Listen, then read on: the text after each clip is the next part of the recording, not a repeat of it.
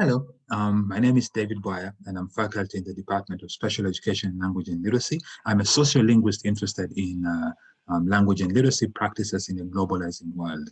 My area of specialization is transcultural literacy practices, and I wanted to welcome you to this presentation at a time when there's a lot of strife, there's a lot of disagreement, there's a lot of tension.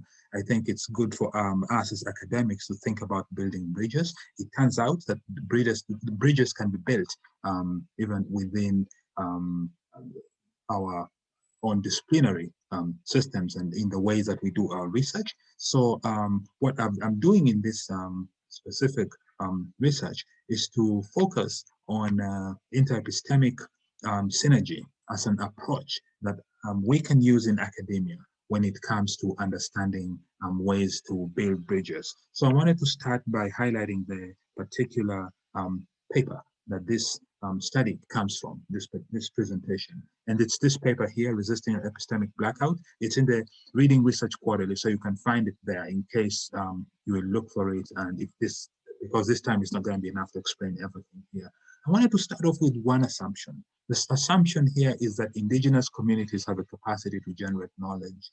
This assumption in and of itself doesn't sound threatening, but when you think about the very reality of the fact that there's an existing imbalance in terms of epistemologies that are being used in research, such that there's an overrepresentation of westernized and analytical tools that constitute the meta language for data analysis. When we are analyzing data, the analytical tools or the apparatus that we are deploying to analyze the data, it turns out that they tend to come from some places, Western and Westernized places. And when it comes to analytical tools and apparatuses that come from indigenous communities, local communities, non-Western communities, we seldom find those in mainstream research. So my question here is, what can be done about that, right?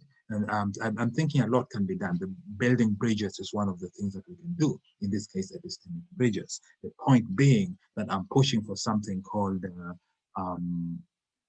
epistemic justice. So the purpose of this empirical study is to make a case for employing these analytical concepts in addition to we're looking at non-Western analytical concepts in addition to Western analytical concepts when it comes to doing this kind of analysis. So another assumption that I'm making here is that researchers of language and literacy would like to expand the toolkit of the apparatuses that they have when it comes to analyzing data.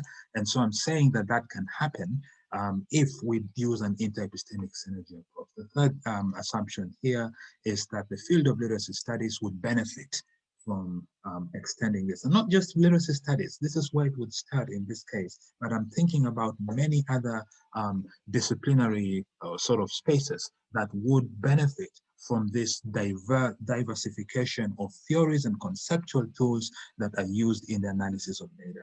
So Ethnologue, which is a notable online record of global languages, has identified over 7,000 languages in the world. Now, if you think about it, 30% of all these languages are domiciled in Africa. But when it comes to the formulating concepts for analyzing data, you find that Africa is really underrepresented. Not many conceptual tools or apparatuses or analytical tools for data analysis come from those spaces. And so the question here is, what can we do about this imbalance? The colonial agenda has a multi-pronged attack on indigeneity. The way I see it, there's 3 prongs among others. There's genocide, there is linguicide, and there's epistemicide. I'm focusing on epistemicide in this presentation. And I'm saying that as researchers, you and I, we can do something about this. And one of those things that we can do is to see how to employ a more robust and diverse analytical toolkit that taps into local ways of knowing. So just to give us quick examples for other people who have used some of these ways of doing, basing my understanding, of course, on this African proverb, a river is flooded by its tributaries. But I wanted to give an example of people who have done this kind of work and based off of the question, what Afrocentric methodology, in this case, I'm looking at Africa, so what Afrocentric methodology can be applied, what understandings of socio-spatial dimensions of language and literacy practices will we benefit from this kind of application? And then in what way are we going to address this epistemic imbalance? So these are the three research questions that we're looking at. And so some scholars have put together various apparatuses for analyzing data under the framework called indigenous methodology. So if you think about it, in the non-Western methodological approaches, indigenous methodologies are part of that. And under that, I have Afrocentric methodologies. And then under that, I have the Nairobian, because I'm looking at Nairobi, Kenya, which is in sub-Saharan Africa, the east part of Africa. So this is basically looking at ways in which we can analyze data using some of these approaches. One of the scholars I'll just highlight real quick is Mwaka, who was given this eclectic sociolinguistic approach for analyzing data. That's what he calls it. Ukolonia is another localized analytical tool that is used by Bokamba in sort of understanding how colonial brainwashing happens in Africa. Kulago is a Navajo scholar who has used Diné from the Diné philosophy of community. The concept that is being used is Ke, which is helping to analyze Navajo kinship system. I am using an analytical apparatus or tool that comes from the Nairobian sociolinguistic and cultural space that captures the complexities and the tensions of languages and in a post-colonial multi-ethnic space. And what happened is I gathered data. So there's data collection that happened. Kind of speeding through this because we only have 10 minutes to do this.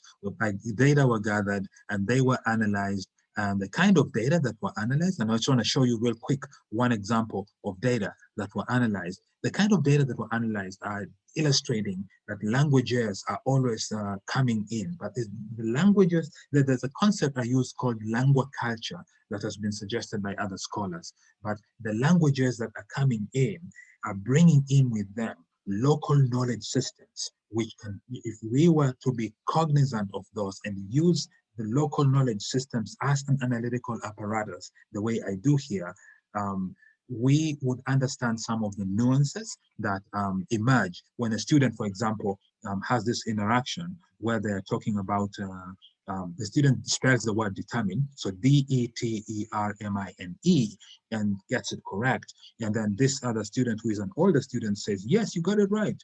Makofi. Makofi is a Swahili word for clap, like let's clap for the person. But then another student there interprets the word makofi as slap. So clap and slap are very different in terms of the semantics. But so what's happening here is that the word coffee in Swahili, and then there's this other word coffee, which is a drink in English. So there's a linguistic co-evocation of, in this diverse repertoire of communicative tools that comes into mind when we think about the complex translingual practices that the students in this multi-ethnic, multilingual, post-colonial space are using language. There's a lot of language use that signals some of these contesting ideologies. And so I highlighted here some of the understandings that emerge from this study. So real quick, one of the things that emerges from this study is when we analyze the oral discourse, you find the instrumentality of diverse communicative resources, which which sort of help to construct identity practices by the people who are using the language. And so you understand some of the nuances where these are coming from in terms of the Swahili ones, the Sheng ones, the English ones, and how those are combining, and Kenya in the world, and then the diaspora or outside of Kenya, outside of Africa, and so on. The other thing that I found here is there's a visualization of the contestation that is evidenced by how cross-linguistic co-evocation occurs, which ignites competing language ideologies. It's a multilingual space where languages are jostling for prominence and that kind of thing. And so it's not as if it's a cool and calm waters. So I want, if we understood it that way, then one would really invest in some of these local systems in order to understand what's going on. And then finally, something else that I found here is that even after the students produce the final work and they handed it into the teacher, it turned out that when one investigated or interrogated that work, when you scrutinized it, you would find lexical, syntactic, and semantic features or fingerprints of the multilingualism, of the localness of the place that are present and that show that the worldviews continue to exist overtly, covertly in the work that's being submitted by the students. And so what I'm asking us to do as scholars is to ask ourselves questions about this epistemic imbalance and to employ a method that is going to hold up for scrutiny the positionality of the meta language and analytical apparatus that we are using when we are analyzing data, so that we are not necessarily just accepting that language and literacy or analyzing data can be done when all the thinkers come from one part of the world and when the rest of the world is just producing data. So our time seems to be up. Just one real quick point here. I use the term blackout to talk about this epistemic imbalance and to challenge us as scholars, or to welcome us as scholars, myself included, to see what we can do about righting this wrong. Thank you very much for this.